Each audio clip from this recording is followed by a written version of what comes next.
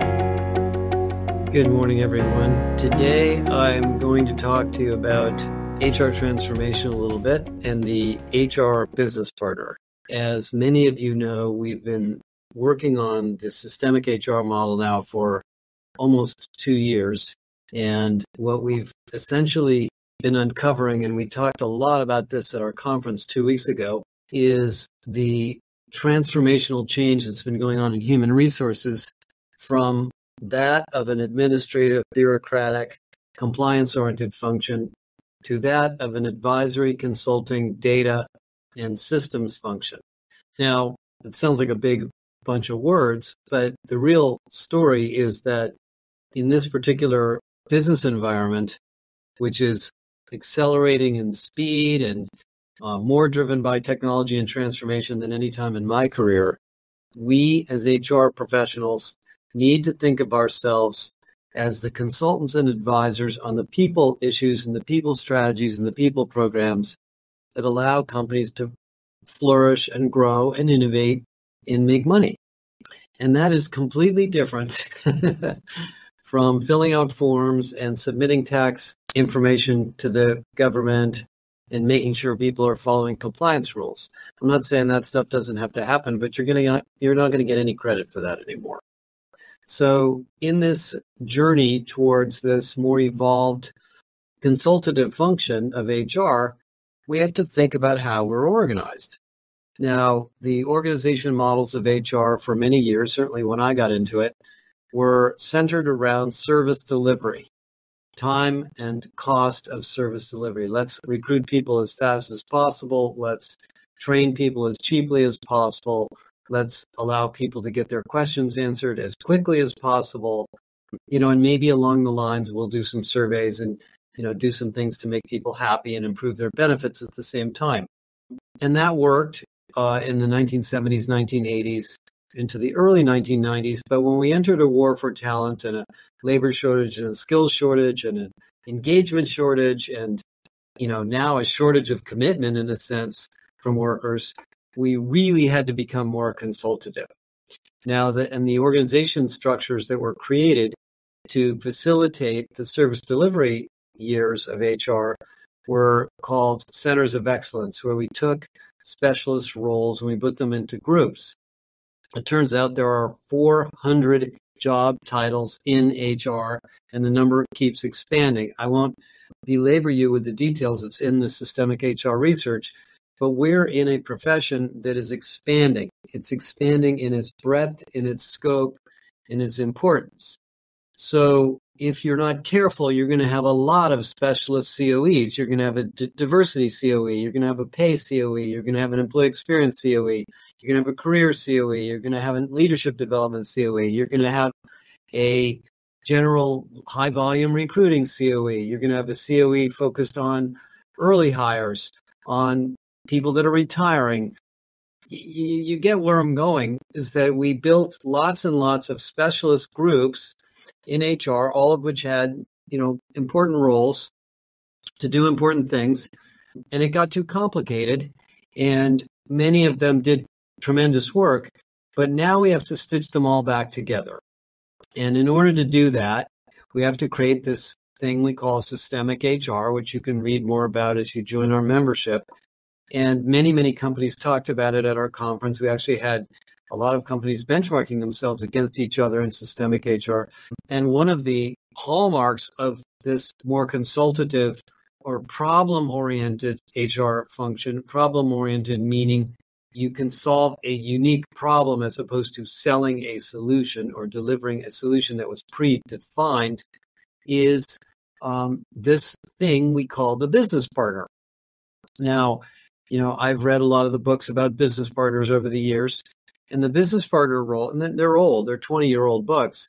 Most of those ideas were built around this idea of the function being a bunch of COEs and service delivery groups.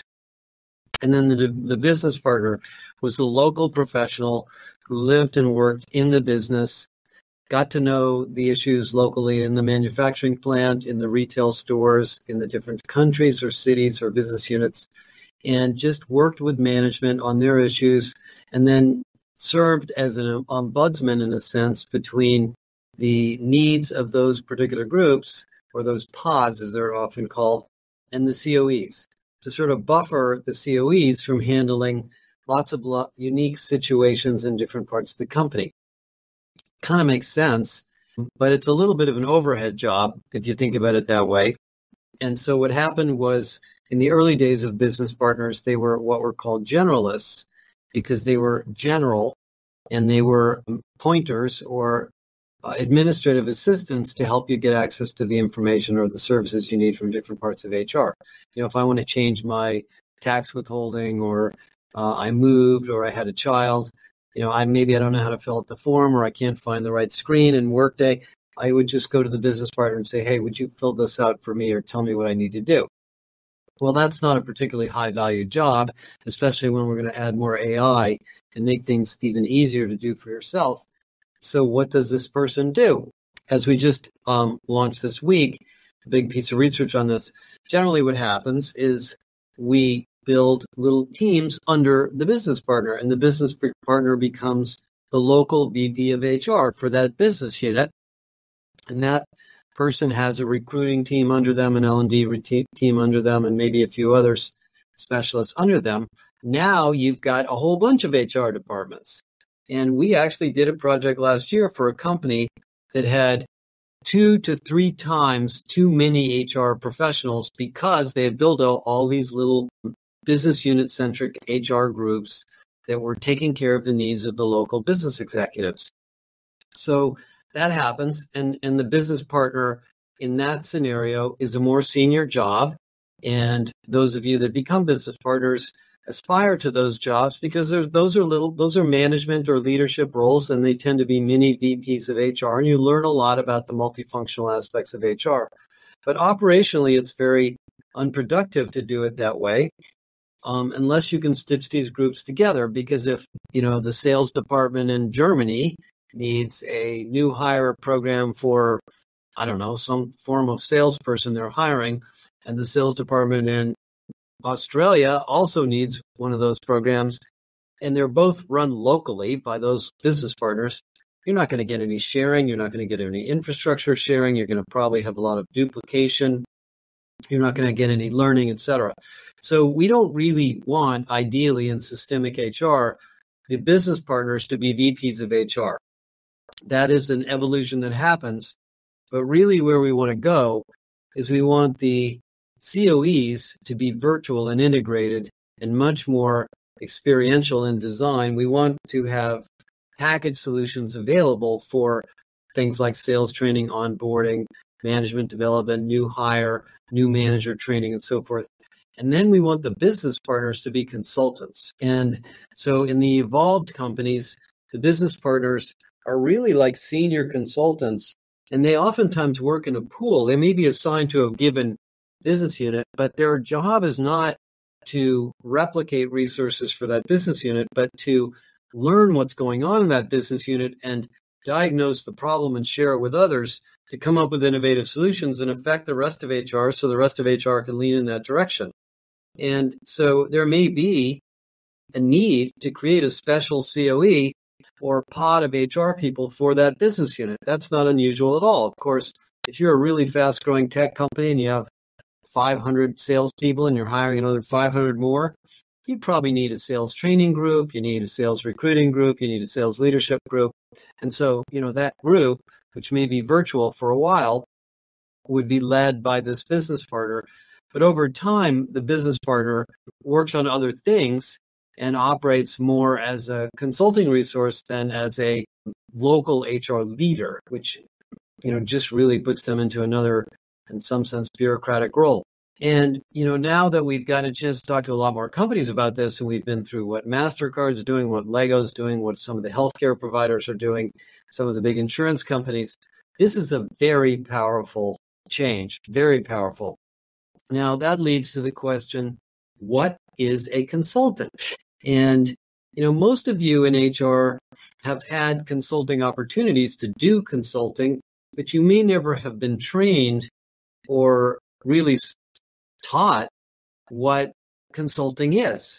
Now, we happen to have a really fantastic course on this in the Josh Person Academy. It's one of our most famous and most popular courses called the HR Business Partner or the HR Consultant Masterclass.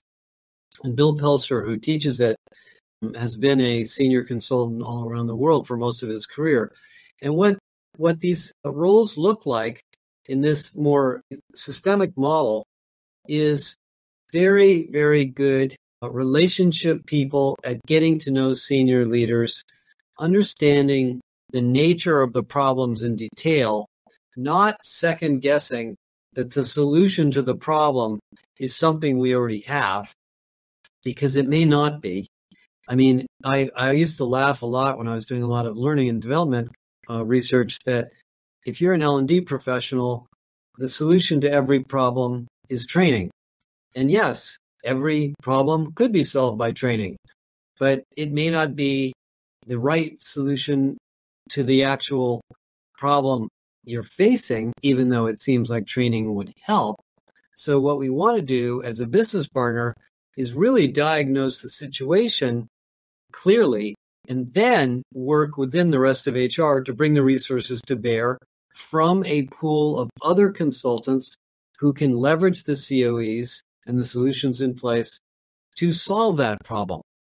And that solution may go on for months or weeks or years, depending on what the problem is. A great example of this was the Panasonic manufacturing case study, which we've written up, and actually they were at our conference, where Panasonic, being in the battery business, which is a very fast-growing business, was having a shortage of capacity. By the way, Tesla's having this problem. A lot of companies are having this problem where the semiconductor industry as a whole is having this problem where there's just a shortage of manufacturing capacity. And part of that capacity is human beings. It's engineers, manufacturing operations, staff. So everybody's trying to hire these people. And because the skills are hard to find, many of the people you hire are sort of trained, but sort of not. So they need to be trained on the process that goes on inside of your company. And you hope they're ambitious enough to learn a lot of new things in the process. So it was going on at Panasonic as the battery demand was exploding, and the manufacturing engineers and managers were hiring lots and lots of people. So the business partner was working with the recruiting COE to look at who was being hired, facilitate the process, try to monitor the impact and so forth. And what she found out as a consultant was that just delivering more humans in a faster rate wasn't really solving the problem. In fact, what she did discover, doing some analysis and using some data, by the way, with the help from some people analytics technology they had, is that they were over-hiring. There were so many new hires joining these manufacturing teams that there were too many people on shifts. The shifts were overstaffed. A lot of them were undertrained, and they had gone down the productivity curve of hiring. I call this talent density, by the way. Talent density, which you can read about on the blog, is this idea that you don't want to overhire people that are undertrained, because your quality of output will go down and actually the inefficiencies will go up, and you'll probably reduce engagement at the same time. So they were going through that problem, but the managers didn't know that, because the managers really felt, because of the manufacturing pressure, that they needed more people to staff these shifts. She found out through analysis of the output of different parts of the manufacturing line compared to the input of who was being hired, that the shifts that had overhired were producing less output because there was more training and there was more unclarity and bureaucracy. So, of course, the problem was one of talent density, but nobody understood that, because most managers believe that if they can hire more people, they can get more done. But that's not true. There's actually a very significant diminishing return on overhiring, and sometimes you can overhire to the point that you get less done. That actually happens a lot. But you wouldn't know that if you're an individual manager, because you wouldn't necessarily have the data or even thinking about it that much. So she figured it out, And after several months of analysis and working with the manufacturing group that she was part of, I think she was part of one major plant, went back to them and showed them the data. And given that a lot of these people were engineers, they understood the data and they heard her and they believed her once she had the right data. And they sat down and changed their hiring strategy and training strategy to build a more productive team. She didn't need to have a whole HR department working for her to do that. I am convinced from the conversations that I have with many of you that these kinds of roles will be extremely helpful in many, many parts of your company. I mean, let me just give you a sense of my life. In a given day, I may talk to 2 or 3 HR leaders in different companies in different industries, and they have lots of questions and things they want to chat about. But usually there's something that's on their mind, and they'd like to just get my advice, or they want to ask what kind of research we have or what we've done in this area. And so they'll throw something at me like, one of the banks I interviewed a couple of weeks ago told me, our new hire turnover is way, way too high. Would you please give me some advice? Should we be changing our universities that we source from? Should we be changing our recruiting process? What is your gut sense of where we should be going? And so I listen to these conversations, and because I've been around the block and talked to so many companies and done so much research, I can usually ask a few questions. It usually takes about 15 minutes, and we'll figure out what most likely the problem is. Not always, but we can at least get into the right range. And sometimes the problem that I, point out isn't really what they asked me about. They asked me about a problem that seems to have a simple solution, but actually the problem is in a completely different area. So for example, in the case of this particular company, I don't think there was anything wrong with their hiring at all, actually. I think their hiring was pretty cool from everything I learned about it. But they had no concept of the first 1 to 2 year early career program for these people. They would come in to this company and they would be assigned to senior portfolio managers and other banking people, and they would be given projects based on what that person needs, and then they would be evaluated to see if they could stay and go on for other promotions. But those managers don't really know necessarily what to do with young people, and they're not in a developmental mindset because they have lots of commitments they have to meet. So the problem had nothing to do with recruiting, actually. It had to do with really the whole idea of what are we going to do with new people, and what's our new hire development strategy, and how do we move people around and develop them quickly so they don't leave or get burned out the first year or two they're with us. I mean, it didn't take me very long to figure that out, but he may never have sort of understood that because he doesn't think that way because he hadn't had that experience. That's what the business partner should be doing. And then knowing the organization and knowing who's doing what and having a pool of people to help, he or she could amass a team to address that issue. And believe me, this is happening everywhere in companies all the time. That service delivery operation model for HR is actually getting in the way because we're being asked to, do the things we do faster and cheaper, but we're not being asked to stop and reflect on whether the solutions we're building are the correct solutions for this particular problem. We call that falling in love with the problem, and that's really where the business partner role goes. Now, we have spent a lot of time on this. The very first course we built in our academy back in 2018 was about the business partner. So if you really want to get some help with this, call us. We have developmental programs, we have an architecture, we can help you with skills models and training, but you have to build this kind of capability in your company. I guarantee you, regardless of whatever size your company you're in, there are people that want to have this kind of a career. It's a very fulfilling career. It's a great preparation for a much more senior role in a company. I think business partners are people in this model who should be rotated into and out of the company into more line roles, so they have lots of expertise in the operations of your company. It is a career path upward that doesn't require you to have a bunch of people working for you, which there's not that many of those jobs in HR, by the way. So it's a very fulfilling career. So I wanted to give you that perspective today. Here it is coming on the summer solstice, as I know a lot of you are going to be thinking about this over the next year as we go through restructuring and flattening and adoption of AI tools. By the way, this kind of a role means that the business partner can be one of the big consumers and users of Galileo and tools like that, and then rolling Galileo out to line leaders and others. So the business partner doesn't have to just be a hands-on consultant. They can be a technology consultant. They can get involved in data, training AI, things like that. Lots and lots of really important roles. Well, I hope that's a good little 20-minute discussion for today. We have a whole bunch of exciting announcements coming over the summer in the Josh Person Academy.